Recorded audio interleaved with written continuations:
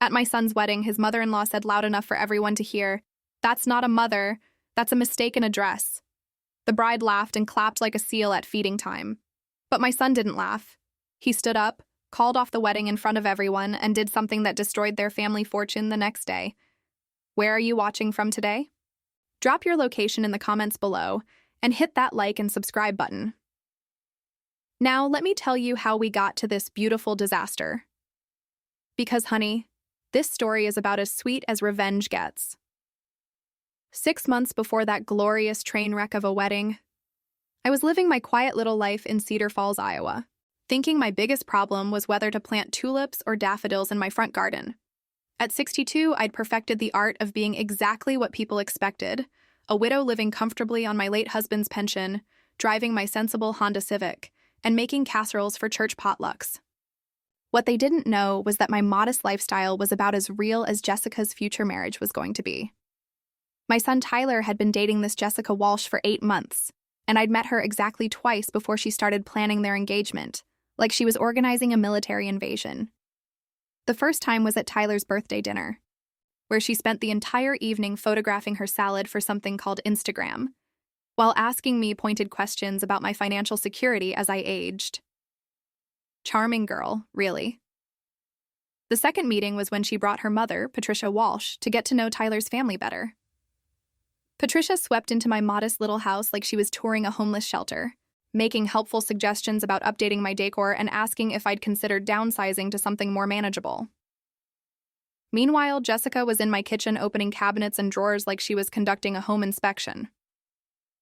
"Mrs. Henderson," Patricia had said, settling into my late husband's recliner like she owned it. "We're just so thrilled that Tyler found someone who understands the importance of family support systems." She smiled, that sharp little smile that wealthy women perfect by age 40. It's wonderful when older family members can contribute what they can, even if it's just emotional support. I nearly choked on my tea. Here I was being patted on the head like a good little grandmother who might be useful for babysitting someday. If she only knew that I'd been watching my stock portfolio grow for the past 15 years, while she was probably spending her husband's money on whatever rich wives buy to fill their empty days. Tyler, bless his heart, was completely oblivious to the undercurrents. He was so in love he couldn't see that Jessica looked at our family like we were a charity case she'd graciously adopted. And honestly, I was almost impressed by her performance.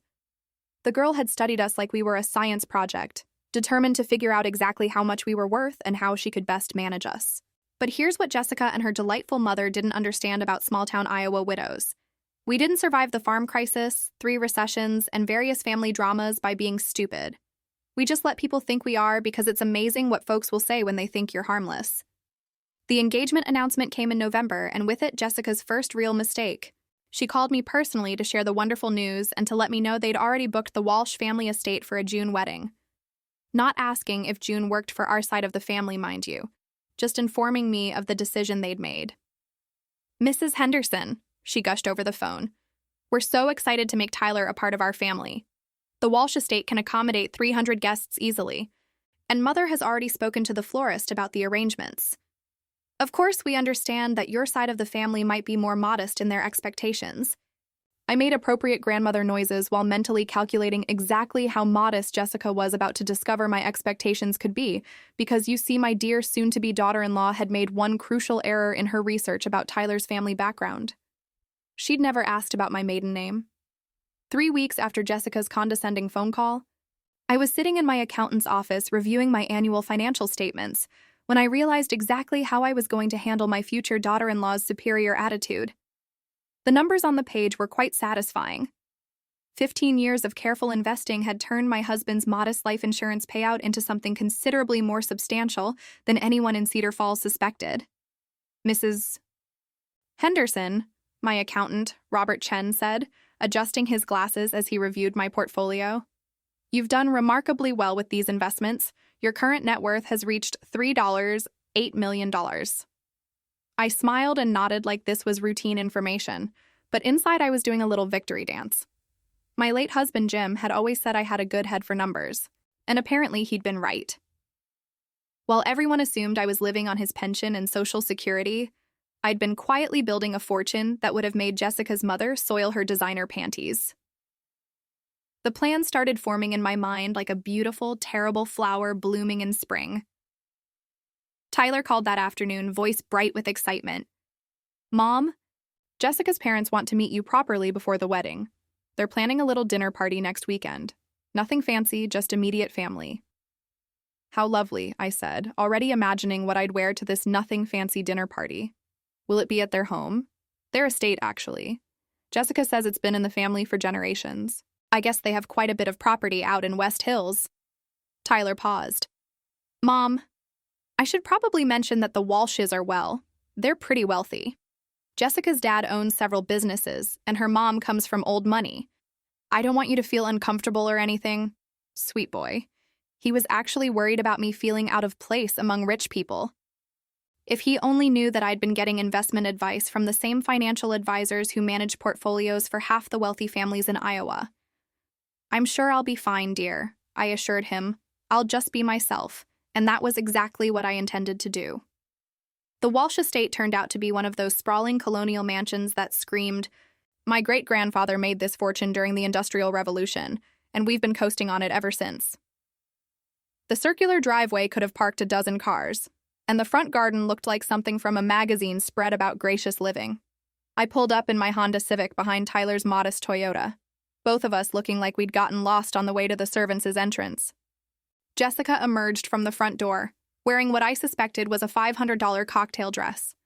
Her smile so bright it could have powered the house's exterior lighting. "Mrs. Henderson," she called, air kissing me like we were long-lost relatives. "Welcome to our family home. Mother and Daddy are so excited to meet you properly."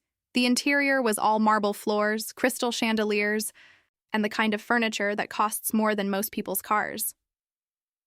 Patricia Walsh glided down the grand staircase, wearing pearls that probably cost more than Tyler's annual salary.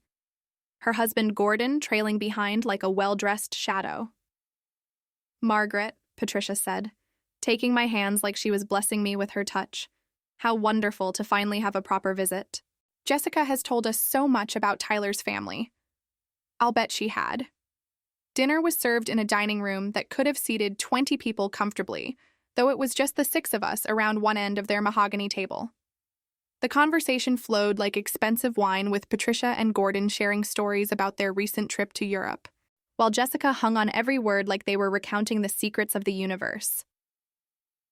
"We just adore traveling," Patricia explained, cutting into what I suspected was very expensive steak. "Last year we did the Mediterranean, and this spring we're planning something special for Gordon's 60th birthday, perhaps a private villa in Tuscany."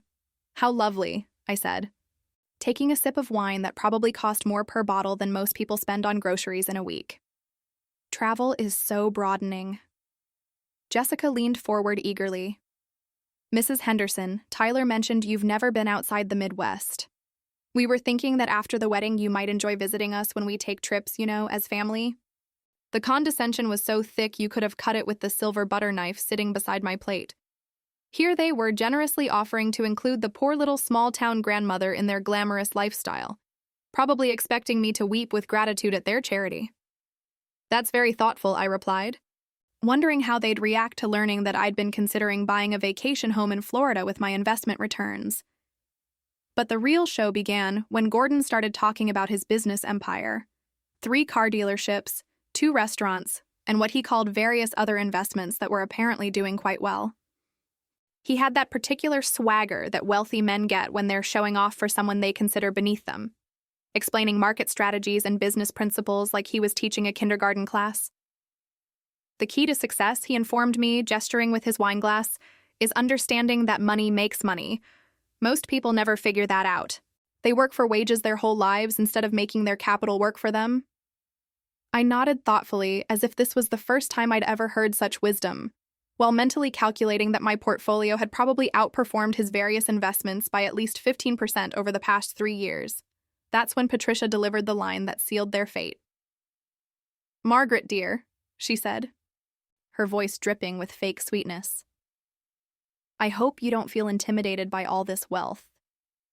We want you to know that we don't expect Tyler's side of the family to contribute equally to the wedding expenses. We understand your limitations. The silence that followed was so complete you could have heard a pin drop on their precious marble floors. The moment Patricia Walsh finished explaining my limitations to me, I felt something shift inside my chest. It was like a door slamming shut on the last 15 years of playing the humble widow, and another door opening onto something much more interesting. "How considerate of you," I said, setting down my wine glass with what I hoped was appropriate gratitude. "I wouldn't want to overextend myself financially." Tyler looked mortified, and I almost felt sorry for him. The poor boy had no idea he was about to become collateral damage in what was shaping up to be the most educational experience the Walsh family had ever encountered. Jessica jumped in quickly, probably sensing the temperature drop in the room. "What Mother means is that we want everyone to be comfortable. We've already handled the major expenses, and we understand that different families have different circumstances." Different circumstances, right? Gordon nodded sagely like he was solving world peace. "The important thing is that we're all family now. Money shouldn't come between family members." Easy for him to say considering he just spent 10 minutes bragging about his net worth while explaining basic investment principles to the simple widow, like I'd never heard of compound interest.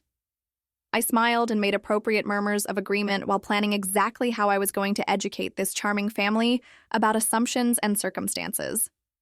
Because, you see, the Walsh family had just made the kind of mistake that rich people make when they've been rich for so long they forget that other people might have working brain cells.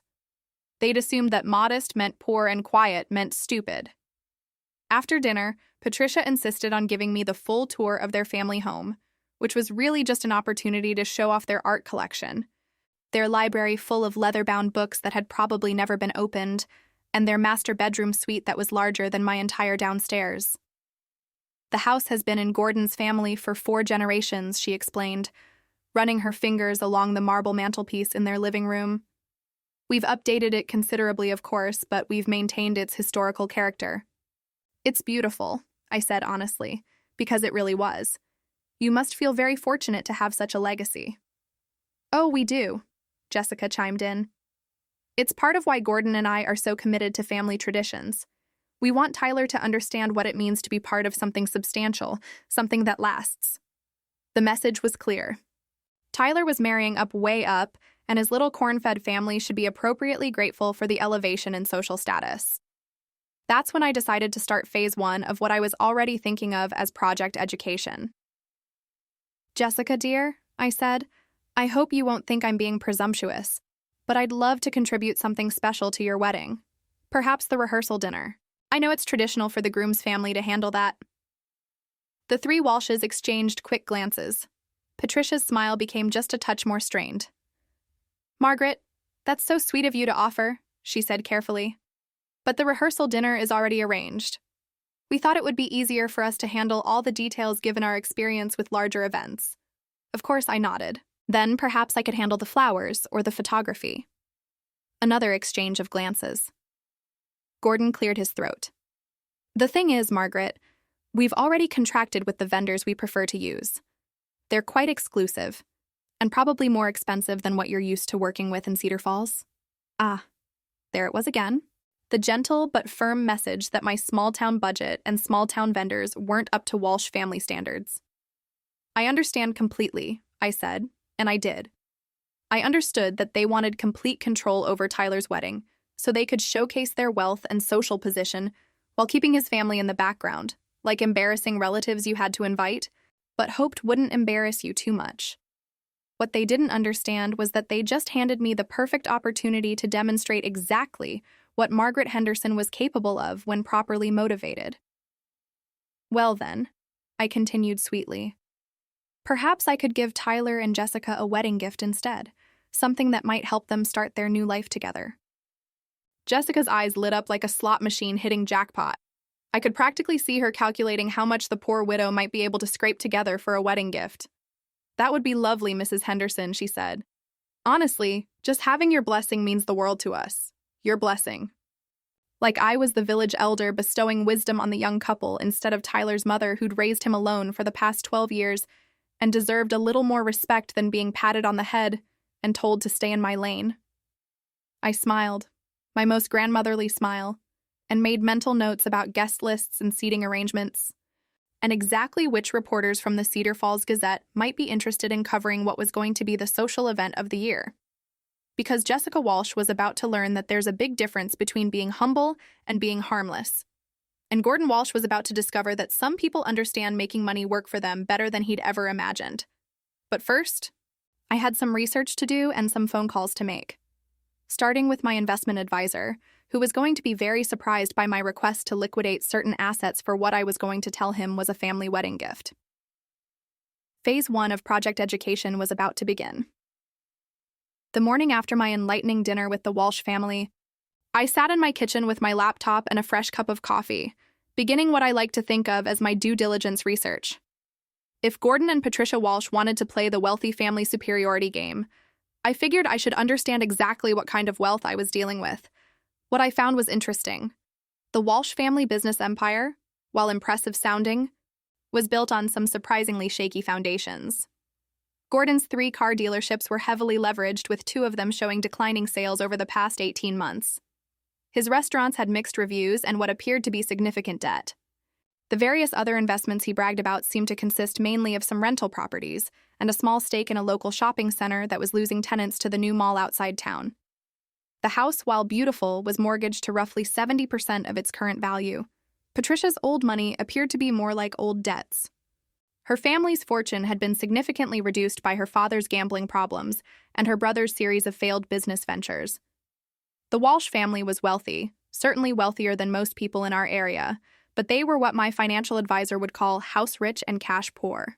They had assets, but they also had substantial monthly obligations and what appeared to be a lifestyle that required constant cash flow to maintain.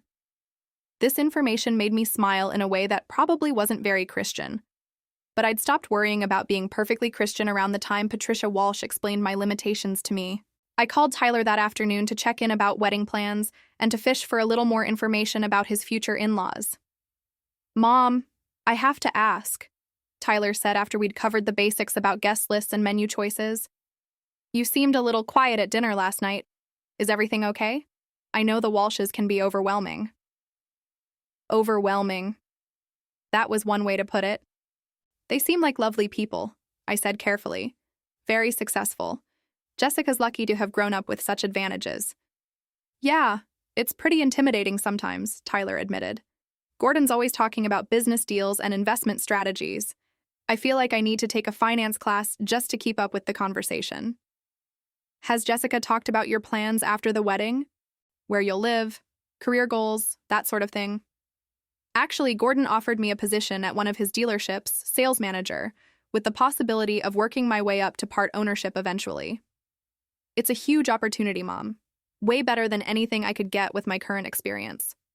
I felt a chill run down my spine. Of course, Gordon had offered Tyler a job. Nothing like having your son-in-law financially dependent on you to ensure family loyalty. "That sounds generous," I said. "It is. Jessica says her dad really likes me, that he sees potential in me.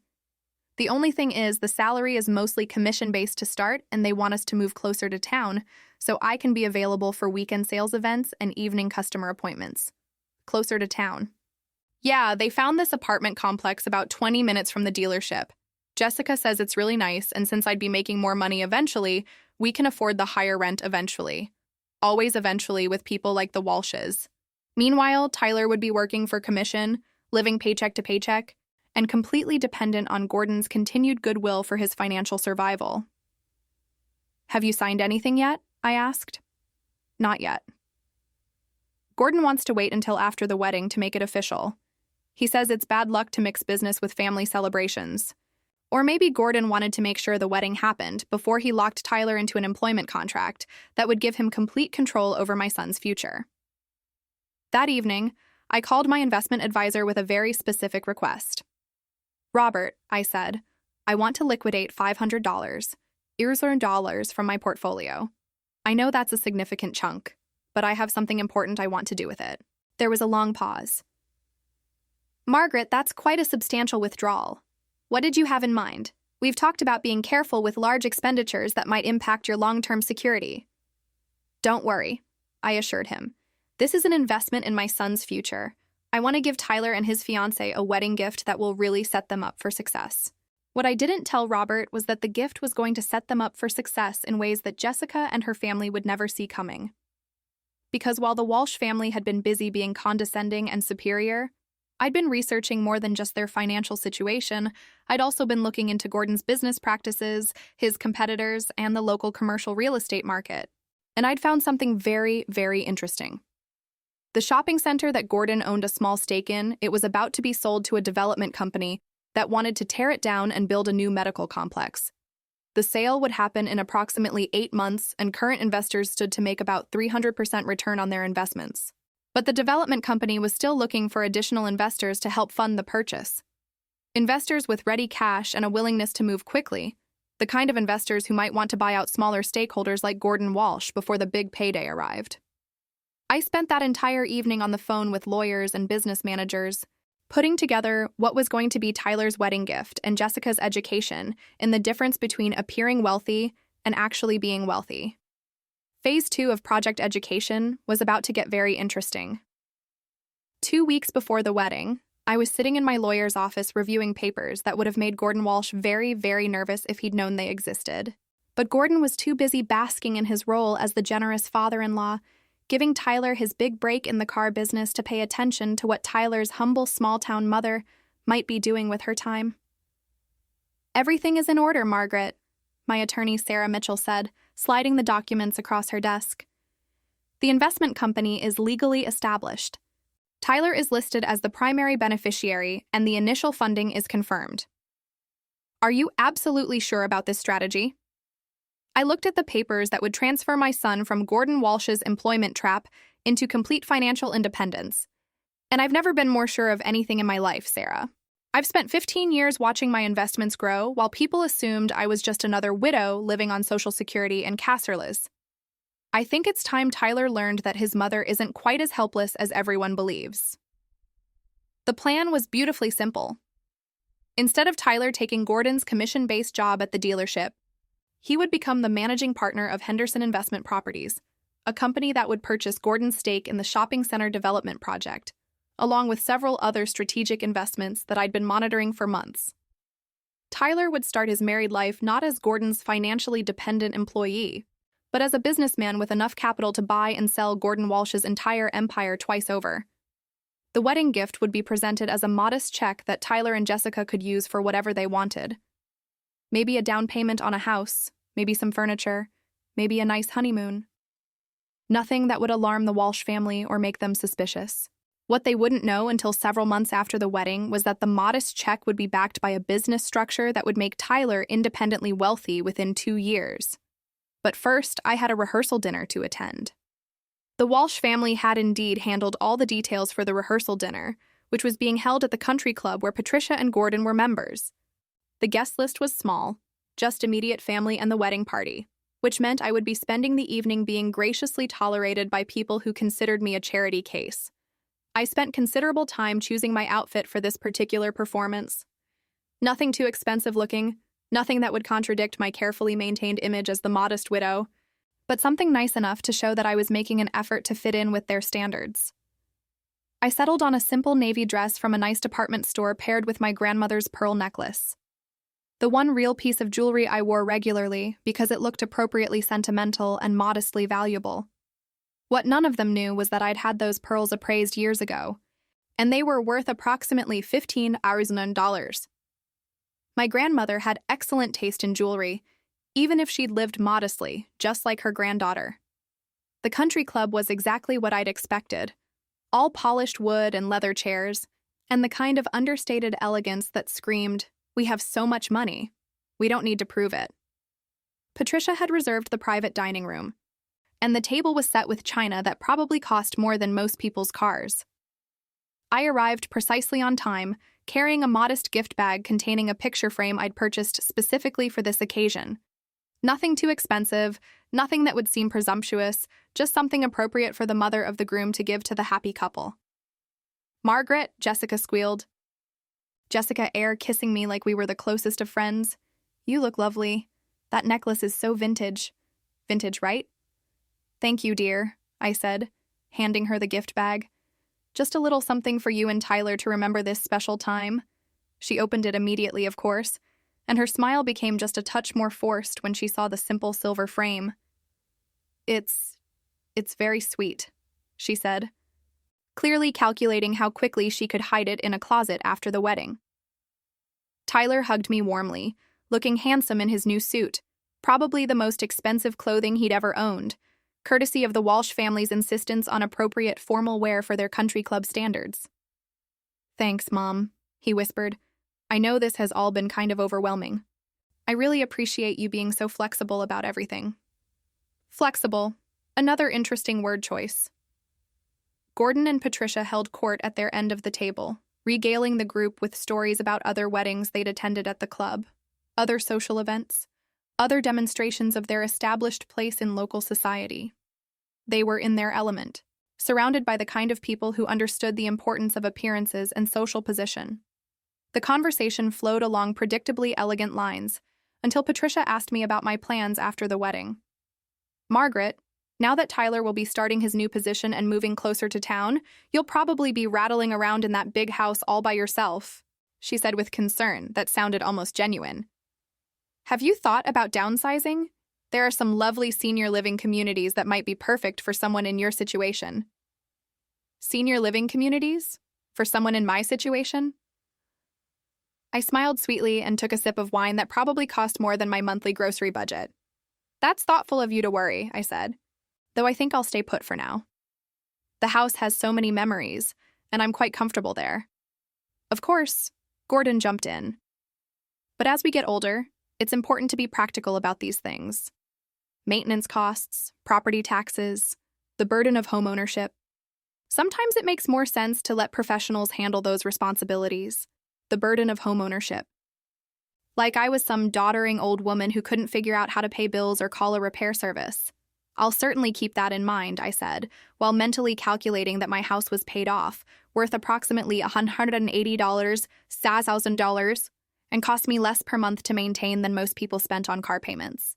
That's when Patricia delivered the line that confirmed everything I'd suspected about the Walsh family's opinion of Tyler's background.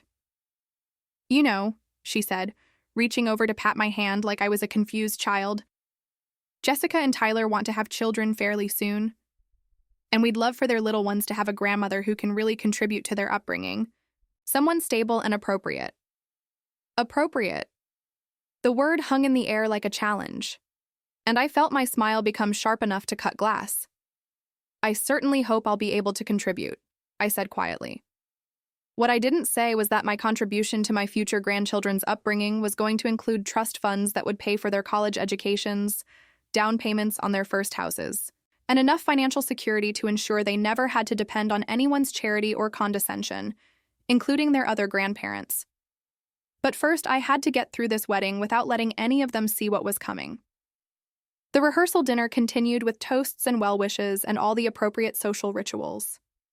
I played my part perfectly. The grateful small-town mother-in-law, humble and appreciative of the Walsh family's gracious acceptance of Tyler into their social circle. What none of them could see was the envelope in my purse containing Tyler's real wedding gift, or the phone calls I'd be making the morning after the wedding to set in motion the chain of events that would change everything. Because tomorrow, Jessica Walsh would become Jessica Henderson, and she was about to discover exactly what that name was really worth. The morning of Tyler's wedding dawned bright and clear, which felt somehow inappropriate for what I knew was going to be one of the most dramatically satisfying days of my life.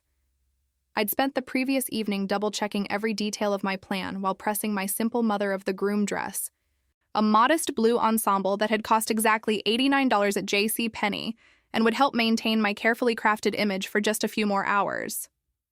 What the Walsh family didn't know was that I'd spent the past week making phone calls that would fundamentally alter their financial landscape. But first, I had to survive this wedding without laughing out loud at the sheer audacity of people who thought they could patronize Margaret Henderson and get away with it.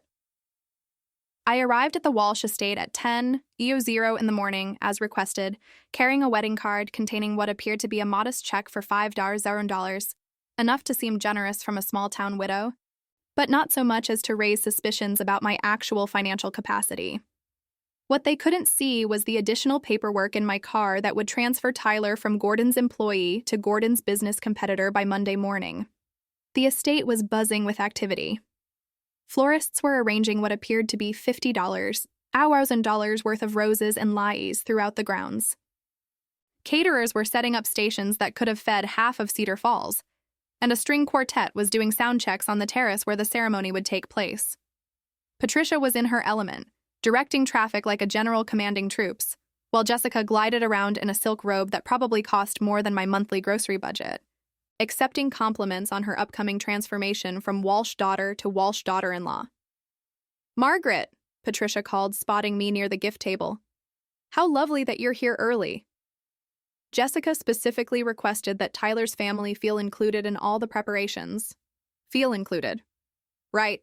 How thoughtful, I said, placing my card among the collection of envelopes that probably contained enough money to fund a small country's annual budget. "Is there anything I can help with?" "Oh, how sweet of you to offer," Patricia gushed. "But we have everything well in hand. Professional coordination. You understand. We wouldn't want any mishaps on such an important day." Translation: "Stay out of the way and let the competent people handle things." I smiled and nodded while mentally reviewing the timeline I'd established with my business managers. Phase 1 had already been completed. Henderson Investment Properties now owned controlling interest in 3 local commercial developments, including the shopping center project that Gordon thought was his retirement nest egg. Phase 2 would be implemented Monday morning when Tyler received the complete documentation of his new business holdings. Phase 3 would unfold over the following weeks as Gordon discovered that his various investments had been systematically purchased by a competitor who was offering his tenants better deals and more flexible lease terms. But first, I had a wedding to attend and a performance to complete. Tyler found me an hour before the ceremony, looking nervous and handsome in his formal wear. The Walsh family had spared no expense on his wedding attire. Custom tuxedo, Italian shoes, gold cufflinks that had probably cost more than he made in a month at his current job. "Mom," he said, giving me a hug that felt just a little desperate, "I'm glad you're here. This whole thing is pretty overwhelming." "You look wonderful, sweetheart," I assured him, straightening his bow tie. "Jessica's a lucky woman." "I hope so," he said quietly. "Sometimes I feel like I'm not good enough for all this, like I don't belong in their world." My heart broke a little bit for my son, who'd been systematically convinced by the Walsh family that he should be grateful for their acceptance, rather than confident in his own worth. "Tyler," I said firmly, "you belong anywhere you choose to belong. Don't let anyone convince you otherwise." He smiled, but I could see the uncertainty in his eyes. The Walsh family had done a thorough job of making him feel like the poor relation who'd lucked into their golden circle. That was about to change in ways that would surprise everyone, including Tyler. The ceremony was set to begin at 4:00, giving everyone time to complete their preparations and work themselves into the appropriate emotional state for what Patricia kept calling the social event of the season. I spent the afternoon observing the Walsh family dynamics with the clinical interest of someone who'd studied her opponents and found them predictably shallow. Gordon held court with other wealthy guests, discussing business deals and golf games, while Patricia showed off her daughter's elaborate wedding dress to anyone who would listen. Jessica herself was the picture of bridal perfection, floating through the preparations like a princess who'd never doubted that the world would arrange itself around her desires. None of them paid much attention to Tyler's simple small-town mother, sitting quietly in her corner, wearing her modest department store dress, and watching everything with the kind of patient attention that comes from knowing exactly how a story is going to end. At 3:45, I took my designated seat in the front row, family section naturally, but carefully positioned so that I wouldn't interfere with the photographer's shots of the important relatives. The string quartet began the processional music, and I watched my son take his place at the altar, looking like a man who was about to commit his life to a family that saw him as a charity project rather than an equal partner. That's when Patricia Walsh made the mistake that would cost her family everything they thought they owned. She was standing near the gift table, chatting with her sister about wedding expenses, when she spotted me in my front row seat. I watched her expression change as she took in my modest dress, my simple hairstyle, my complete lack of obvious wealth or social status. And then she said the words that sealed her family's fate, speaking just loud enough for several nearby guests to hear clearly. "Look at that poor thing," Patricia murmured to her sister, nodding in my direction. sitting there in her little discount dress, trying so hard to look appropriate. That's not a mother. That's a mistaken address. The words hit me like a physical slap, but what followed was even more revealing. Jessica, overhearing her mother's comment as she approached for her final pre-ceremony photos, actually laughed and clapped her hands together like Patricia had made the most amusing observation. "Mother, you're terrible." Jessica giggled. But honestly, she does look like she got lost on the way to a church potluck. That's when Tyler, who had been adjusting his veneer nearby, went completely still. I watched my son's face change as he processed what his bride and future mother-in-law had just said about his mother. The uncertainty disappeared, replaced by something much harder and more determined than I'd ever seen in his expression. And that's when I knew that maybe, just maybe, I'd raised him right after all. What happened next unfolded like a beautiful, terrible flower blooming in fast motion. Tyler walked away from the altar, his face set in an expression I'd never seen before, and headed straight for the microphone that had been set up for the ceremony readings. The string quartet faltered to a stop as Tyler tapped the microphone, the sound echoing across the elaborately decorated terrace where 200 guests had gathered to witness his wedding. "Ladies and gentlemen," Tyler said, his voice carrying clearly across the stunned silence, "I need to make an announcement." Jessica, still holding her bouquet and wearing her $15,000 dress, looked confused rather than alarmed, like this was some kind of romantic surprise she hadn't been informed about. "Tyler, darling," she called out, her voice bright with artificial cheer. "What are you doing? The ceremony is supposed to start." He looked at her for a long moment and I saw something die in his expression.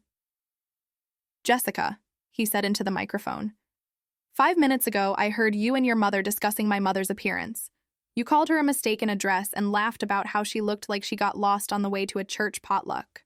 The silence that followed was so complete you could have heard a pin drop on the marble terrace.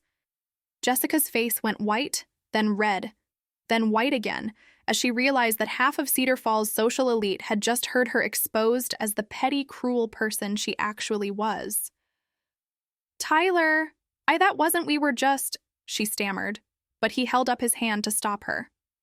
"My mother," Tyler continued, his voice getting stronger, "raised me alone after my father died. She worked 2 jobs to put me through college, never complained, never asked for anything in return, and has been nothing but gracious and supportive about this wedding, despite being treated like an unwelcome charity case by your family." Patricia tried to interrupt, rushing toward the microphone, but Tyler stepped away from her reach and kept talking. "I just realized that I can't marry someone who would mock my mother, and I can't join a family that thinks cruelty is entertaining," he said. "So, I'm calling off this wedding right here, right now." The gasp that went up from the assembled guests sounded like a collective intake of breath before a scream. Jessica dropped her bouquet and lunged toward him. "Tyler, you can't be serious. You're ruining everything over a stupid comment." "I'm serious," he said quietly, removing his veneer and setting it on the gift table. "And it wasn't a stupid comment. It was who you really are when you think no one important is listening." That's when Gordon Walsh made his own crucial mistake. He stepped forward, his face red with embarrassment and rage, and pointed a finger at Tyler like he was disciplining a disobedient employee. "You ungrateful little nobody," Gordon snarled. "We've given you everything. A job, a future, acceptance into our family, and this is how you repay us? By humiliating my daughter in front of our friends?" Tyler looked at him with something that might have been pity. "Mr. Walsh," he said, "you've given me a commission-based job that would have made me financially dependent on your goodwill for the rest of my life. That's not generosity. That's control." I felt pride swell in my chest as I watched my son stand up to people who'd spent months making him feel small and grateful for their attention. But Gordon wasn't finished. "Control?" He laughed harshly. "Son, you have no idea what control looks like. You just threw away the best opportunity you'll ever get. You think you can do better than my family? You think your small-town background and your modest little mother are going to open doors for you?" He gestured dismissively in my direction. And that's when I decided it was time to stop being invisible. I stood up slowly, smoothing down my discount dress, and walked toward the microphone with the kind of calm dignity that comes from knowing you hold all the cards in a game other people don't even realize they're playing. Tyler, sweetheart, I said gently. Would you mind if I said a few words? He handed me the microphone with a smile that told me he was ready to hear whatever his mother had to say. I looked out at the assembled guests, Cedar Falls' wealthiest families, business leaders, social climbers, and various hangers on who'd come to witness what they thought would be the social event of the season. First, I said, I want to thank the Walsh family for hosting such an educational afternoon. It's been very illuminating to see how certain people behave when they think they have all the power in a situation. Patricia's face was now an alarming shade of purple, while Jessica looked like she was going to faint. Gordon, I continued, looking directly at him, you're right that control is important in business relationships. That's why I spent this week purchasing your stake in the Riverside Shopping Center development project. The color drained from Gordon's face like someone had pulled a plug. What are you talking about? He whispered. I'm talking about Henderson Investment Properties, I said pleasantly, which now owns controlling interest in several local commercial developments, including the one you've been counting on for your retirement funding. I turned to address the crowd, most of whom were staring at me like I just announced I was an alien. You see, Patricia was right about one thing. I do have limitations. My limitation is that I don't tolerate people who mistake kindness for weakness or modesty for stupidity. The silence stretched until you could have heard a butterfly land on the roses. Tyler, I said, handing him back the microphone. Your wedding gift is in my car. I think you'll find it provides better opportunities than anything the Walsh family was offering. And with that, I walked back to my seat and waited for the real show to begin. The aftermath of Tyler's wedding cancellation unfolded like a masterpiece of social destruction, and I had the best seat in the house for every beautiful, chaotic moment. The Walsh family's carefully orchestrated social event had become a public humiliation that would be talked about in Cedar Falls for years to come. Gordon was now following me toward my car, his face flushed with a combination of rage and what I was beginning to recognize as genuine panic. The man who'd spent dinner explaining basic investment principles to the simple widow was apparently beginning to understand that I might know more about business than he'd assumed. What exactly do you think you're doing? Gordon hissed, catching up to me near the parking area. You can't just make wild claims about business acquisitions. There are legal consequences for defamation. I unlocked my Honda Civic, the same modest car that had helped maintain my carefully crafted image for the past several months, and retrieved a leather portfolio from the back seat. Gordon, I said calmly, I never make claims I can't support with documentation. I opened the portfolio and handed him a stack of papers that I'd been looking forward to sharing for weeks. His hands actually trembled as he read the investment contracts, property transfer agreements, and business incorporation documents that legally established Henderson Investment Properties as a major player in the local commercial real estate market. This is impossible, he whispered. These properties, the Riverside project, the medical center development, do you have any idea how much capital this represents? Approximately $1 million in initial investments, I said helpfully, with projected returns of roughly $8 million over the next 18 months, though I suppose that depends on how current property owners negotiate their exit strategies. The implications hit him like a freight train. Not only had I purchased his stake in several developments, I'd positioned myself to control whether his remaining investments would be profitable or worthless. Tyler had approached during this conversation, still wearing his wedding tuxedo, but looking more confident than I'd seen him in months. Mom, he said quietly, what exactly is Henderson Investment Properties? It's your wedding gift, sweetheart, I said, handing him a separate folder from my portfolio. Congratulations. You're now the managing partner of a business that owns more commercial real estate than Gordon's entire empire. Tyler's mouth fell open as he scanned the documents that legally transferred him from Gordon Walsh's potential employee to his business competitor. I don't understand, Tyler said. Where did this come from? How did you, honey? I said gently. Your father's life insurance policy was $200,000. I've been investing it for 15 years while everyone assumed I was living on Social Security and church casseroles. Compound interest is a wonderful thing when you're patient and strategic about it. Gordon made a strangled sound that might have been an attempt at speech. You mean, Tyler said slowly, you've been pretending to be poor this whole time? Not pretending to be poor, I corrected living modestly while building wealth quietly. There's a difference between having money and showing off money. though some people never learn that distinction. I looked meaningfully at Gordon, who was still clutching the business documents like they might disappear if he let go.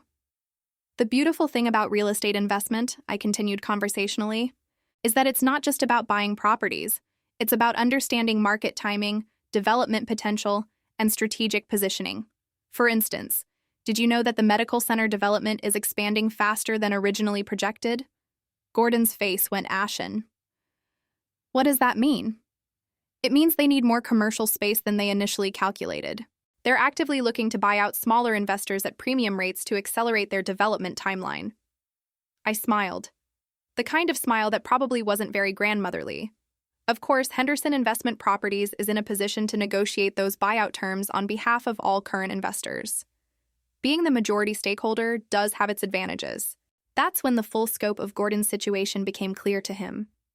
Not only had I bought his stake in the developments, I was now in position to control the sale terms that would determine whether his remaining investments made him money or cost him everything. "What do you want?" he asked. And for the first time, his voice held none of the condescending superiority I'd been hearing for months. "Want?" I laughed. "Gordon, I don't want anything from you. I never did. You and your family assumed I needed your acceptance, your financial opportunities, your social approval. But the truth is, I was perfectly happy before Jessica decided Tyler needed to be elevated to Walsh family standards."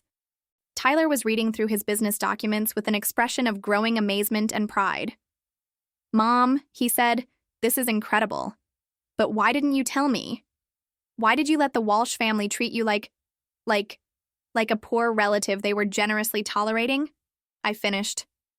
"Because, sweetheart, sometimes the best way to deal with people who judge others by their bank accounts is to let them reveal exactly who they are when they think they have all the power." That's when Patricia Walsh appeared at Gordon's shoulder, having finally worked up the courage to follow her husband's confrontation with the woman she'd called a mistake in a dress. "Margaret," she said, her voice strained with the effort of maintaining politeness. "Surely we can discuss the situation like reasonable adults. There's been a misunderstanding." "Has there?" I asked. "What exactly was I misunderstanding when you explained my limitations to me? Or when you suggested I might need senior living assistance? Or when you told me I wasn't appropriate to be a grandmother to Tyler and Jessica's future children?" Patricia opened her mouth, then closed it again without speaking.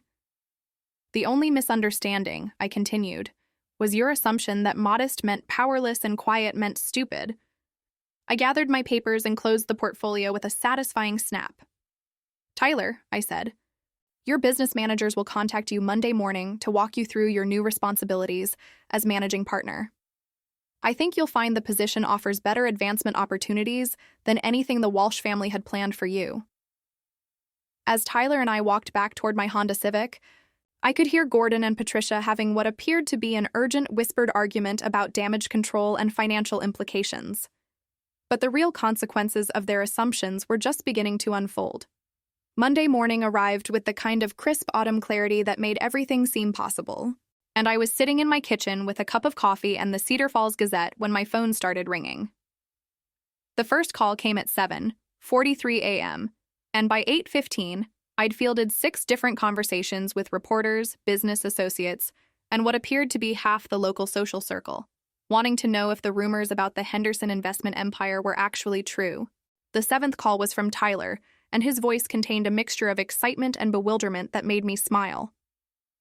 "Mom, I just left the meeting with the business managers," he said. "This is insane. Do you realize what you've built?" "I have some idea," I said modestly, though I was feeling quite proud of 15 years' worth of careful financial planning. "Henderson Investment Properties doesn't just own the properties you told Gordon about. There are office buildings, retail spaces, development projects. Mom, this company is worth almost $4 million at $4. $2 million as of last Friday's valuation," I corrected, though that should increase substantially once the medical center expansion is completed. "I can't believe you've been sitting in this house making casseroles for church potlucks while secretly running a real estate empire." "I wasn't running an empire, sweetheart. I was building your future. There's a difference." The 8th call came while Tyler and I were still talking, and I recognized Gordon Walsh's number on my caller ID. "Tyler, I need to take this call," I said. Why don't you come over for lunch and we can discuss your new business responsibilities? I answered Gordon's call with what I hoped was appropriate politeness. Good morning, Gordon. How can I help you, Margaret? His voice was strained, like he'd been awake all night. We need to talk. Can you meet me at my office this morning? I'm sorry, but I have a very full day planned, I said truthfully. Between reporters calling for interviews and Tyler's business orientation, my schedule was completely booked. This is about the Riverside development, Gordon said urgently. There are things you don't understand about the legal implications of your acquisitions, such as the environmental impact studies that haven't been completed yet, such as the zoning restrictions that could delay the project by years, such as the financial liabilities you've just inherited by buying into these properties. I sipped my coffee and waited for him to continue. Margaret, I'm trying to help you here. These investments aren't as secure as you think they are. There are risks involved that could cost you everything. How thoughtful of you to be concerned about my financial security, I said, just like you were concerned about my ability to handle home ownership when you suggested I move to senior living. That's not what this is about, isn't it, Gordon? You spent months treating me like a confused old woman who needed your family's guidance and protection. Now that you've discovered I understand business better than you assumed, suddenly you're worried about my financial well-being. The silence stretched long enough for me to take another sip of coffee. What do you want, Margaret? Gordon finally asked, his voice defeated. I want you to stop treating people like they're disposable based on your assumptions about their bank accounts. I said, I want your wife to think twice before she calls someone a mistake in a dress at their son's wedding. And I want Jessica to understand that cruelty has consequences. And if the family apologizes, if we try to make things right with Tyler, Gordon, I said gently, Tyler called off his wedding yesterday because he finally saw who your family really is when you think no one important is watching. An apology isn't going to change that reality. So, what happens now? I looked out my kitchen window at the modest house and tidy garden that had camouflaged one of the most successful investment strategies in Cedar Falls history. Now, you learn to compete with Henderson Investment Properties in the local commercial real estate market. I said, I hear competition is good for business. Margaret, please, we can work something out, some kind of partnership arrangement. Our families don't have to be enemies. We're not enemies, Gordon. Enemies would require me to consider your family important enough to actively oppose. What we are is competitors. I heard him take a shaky breath. The Riverside project, he said. The medical center buyout. You could make millions from those deals. Yes, I could. Tyler will actually, since he's the managing partner, and my stake in those projects will be worth whatever Henderson Investment Properties decides to offer when we negotiate the consolidated sale to the medical center. Market rates, of course. Though market rates can vary significantly depending on how motivated sellers are, the implications hung in the air between us like a sword suspended by a thread. How motivated do I need to be? Gordon asked quietly. That's when I realized he still didn't understand what had actually happened. He thought this was about money, about business negotiations and profit margins. He thought I'd built a real estate empire to compete with his wealth. Gordon, I said, this was never about your money. This was about respect. Your family spent months making Tyler feel like he should be grateful for your acceptance, like he wasn't good enough for your daughter, like I wasn't appropriate to be in your social circle. But we welcomed Tyler into the family. You offered him a commission-based job that would have made him financially dependent on your continued goodwill. You planned to control his future by controlling his income. That's not... Yes, it is. And when you discovered that Tyler's mother wasn't the poor widow you assumed, your first instinct was to threaten me with legal consequences and try to manipulate me with warnings about financial risks. I finished my coffee and set the cup down with a soft clink. The difference between us, Gordon, is that I spent 15 years building wealth to create opportunities for my son. You spent years using your wealth to control other people. Margaret, wait. Tyler is picking up his new company car this afternoon, I continued. Henderson Investment Properties provides its managing partner with appropriate transportation for business meetings. I believe he selected something German and expensive. I could hear Gordon breathing heavily on the other end of the line. Oh, and Gordon. Patricia might want to start looking for a new venue for her charity luncheon next month. The country club lease is up for renewal, and Henderson Investment Properties just purchased the land their building sits on. I hung up before he could respond, feeling more satisfied than I'd felt in months. Phase 3 of Project Education was proceeding exactly as planned. 3 months later, I was sitting in the executive conference room of Henderson Investment Properties, watching Tyler conduct a business meeting with the kind of confidence that comes from knowing you own the building you're sitting in. The offices were modest but professional. I'd insisted on tasteful rather than ostentatious because the Walsh family had taught me the difference between having power and needing to display it. The medical center expansion is ahead of schedule, Tyler was explaining to our development partners. We should be ready for the final property consolidation by early spring, which puts us roughly 6 months ahead of our initial timeline. Our lead contractor nodded approvingly. The Henderson Group's approach to project management has been impressive. Having all the properties under unified ownership eliminated most of the coordination problems we usually face with multiple stakeholders. I smiled from my seat at the back of the conference room. The Henderson Group. Tyler's idea for branding our various business holdings had grown beyond even my initial projections. What had started as my revenge against the Walsh family's condescension had evolved into a legitimate business empire that was transforming commercial development in our area. Mrs. Henderson, the contractor, continued. Your initial vision for coordinated development has saved us approximately 18 months of negotiation and permitting delays.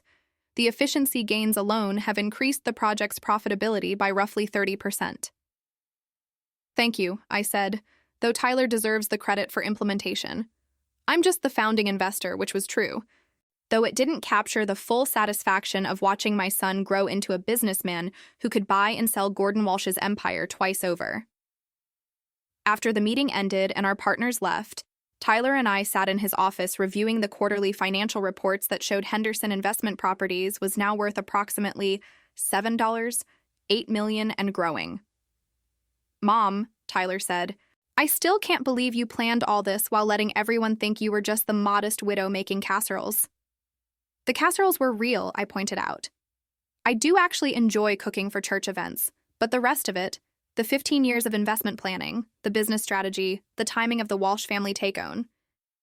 You orchestrated all of it? Not all of it. Jessica's cruelty was entirely her own contribution to the situation. Tyler leaned back in his executive chair, a much nicer piece of furniture than anything Gordon Walsh had in his downsized office space across town. Speaking of Jessica, he said, I heard she and her mother moved to Patricia's sister's house in Des Moines. Apparently, the Walsh family finances were more precarious than anyone realized. I made sympathetic noises, though I wasn't particularly surprised. When Henderson Investment Properties had bought out Gordon's stakes in various developments, we'd paid fair market value. But fair market value for a motivated seller facing potential bankruptcy was considerably lower than what Gordon had probably hoped to receive. And Gordon's still running the car dealerships, but I heard he had to sell the estate. They're renting something much smaller now. Tyler paused. Do you ever feel bad about how things worked out for them? I considered the question seriously. Did I feel bad that the Walsh family had lost their social status, their financial security, and their sense of superiority over other people? I feel bad that they chose to treat people with cruelty and condescension. I said the financial consequences were their own choices. I simply gave them the opportunity to compete in a market where their assumptions about other people's capabilities turned out to be wrong. Mom, can I ask you something? Of course. Why didn't you ever remarry? With your intelligence, your financial acumen, your ability to build all this, you could have had any life you wanted. The question caught me off guard because it touched on something I rarely allowed myself to think about. Tyler, I had the life I wanted. I had you. I had meaningful work. I had financial security and the freedom to make my own choices. Not everyone needs a partner to feel complete. But weren't you lonely? Sometimes, I admitted, but loneliness is temporary. Self-respect is permanent. I'd rather be lonely than settle for someone who didn't value what I had to offer. Tyler smiled, like the Walsh family didn't value what our family had to offer. Exactly like that. My phone buzzed with a text message, and I glanced down to see a note from my real estate agent. The small house I'd been quietly considering. A charming cottage near the lake with a garden perfect for someone who'd earned the right to slow down and enjoy life had just had its offer accepted. "Tyler," I said, "I have some news. I'm thinking about selling the house and buying something smaller." "Really? Are you sure? That house has so many memories?" "Good memories," I agreed. "But I think it's time to make some new ones. The cottage I'm buying has a guest house that's perfect for visiting grandchildren." "Grandchildren?" Tyler's eyebrows shot up. "Mom, I just called off my wedding 3 months ago." "I know, but you're young, successful, and now you own enough property to be very attractive to the right kind of woman." "The right kind of woman." "The kind who likes you for who you are, rather than who she thinks she can make you become." Tyler laughed. "Any other wisdom from the secret millionaire who spent 15 years pretending to be poor?" I stood up and smoothed down my dress, a much nicer one than I'd worn to the Walsh family rehearsal dinner, though still nothing flashy. "Just this," I said. "Never let anyone convince you that kindness is weakness, modesty is stupidity, or quiet strength is the same as powerlessness. And always remember that the best revenge isn't destroying your enemies. It's building something so successful that their opinions become irrelevant. Is that what this was? Revenge? No, sweetheart. This was justice. Revenge would have been cruel. Justice is simply allowing people to experience the consequences of their own choices." Tyler walked me to my new car, a sensible but comfortable sedan that reflected my actual financial position rather than the image I'd been maintaining, and gave me a hug that felt like coming home. "Thank you, Mom, for all of it. For raising me right, for protecting me from people who would have used me, and for teaching me that real power comes from building something meaningful rather than just having money." As I drove home through the streets of Cedar Falls, I passed the Walsh family estate, which now had a for sale sign on its front lawn and an air of abandoned grandeur that would have made me sad if I didn't remember Patricia's comment about mistakes in dresses. Sometimes people create their own consequences, and the kindest thing you can do is step aside and let those consequences unfold naturally. I pulled into my driveway and sat for a moment, thinking about the journey from that condescending dinner party to today's successful business meeting. 15 years of careful planning, months of strategic patience, and one beautifully timed revelation had transformed not just my son's future, but our entire family's legacy. Margaret Henderson had started this story as a widow pretending to be poor. She was ending it as a businesswoman who'd proven that underestimating quiet strength was the most expensive mistake the Walsh family had ever made. And honestly, that felt like exactly the right ending. Thanks for listening. Don't forget to subscribe and feel free to share your story in the comments. Your voice matters.